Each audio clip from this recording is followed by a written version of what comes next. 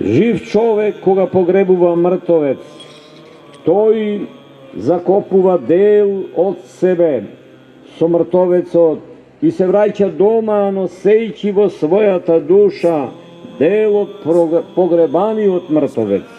Ова е јасно кога роднина погребува роднина и пријател, свој пријател, а особено јасно, до ужас јасно е кога мајка погребува своје дете.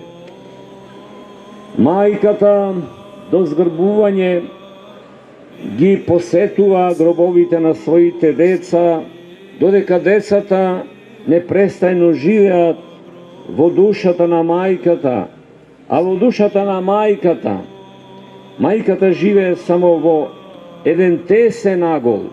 Остатокот од палатата на незината душа го завземаат децата. Таков е и Христос, браќа и сестри мои, кочанчани и останати кои загубивте своји деца. Он беше целиот затворен во гробот, за да можат луѓето, неговите деца, вашите деца, да се радуваат во бескрајната рајска палата. Ранетата и неутешна мајка ги посетува гробовите на своите деца, за да ги воскресне во својата душа и да ги измие со своите солзи, да ги помилува во своите мисли. Љубовта на мајката ги спасува мртвите деца од исчезнување и заборав во овој свет.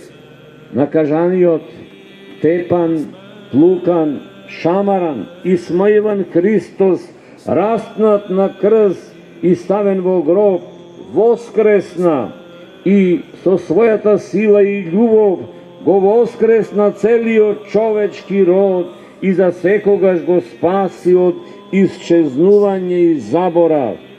Не прилега да се нарекуваат мртви, туку прилега да се именуваат преминати.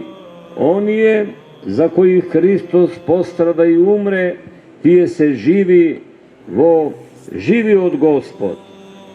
Како што мајката умира, не умирајќи, кога ги посетува гробовите на своите деца, така и Христос умре, не умирајќи, преминувајќи, воскреснувајќи, за да ги посети своите умрени деца.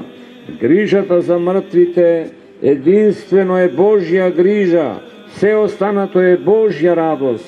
Господ постојано се грижи само да ги воскресне луѓето. Затоа и непрестајно ги посетува човечките гробови со своите свети ангели. Сите ние тоа јасно го знаеме.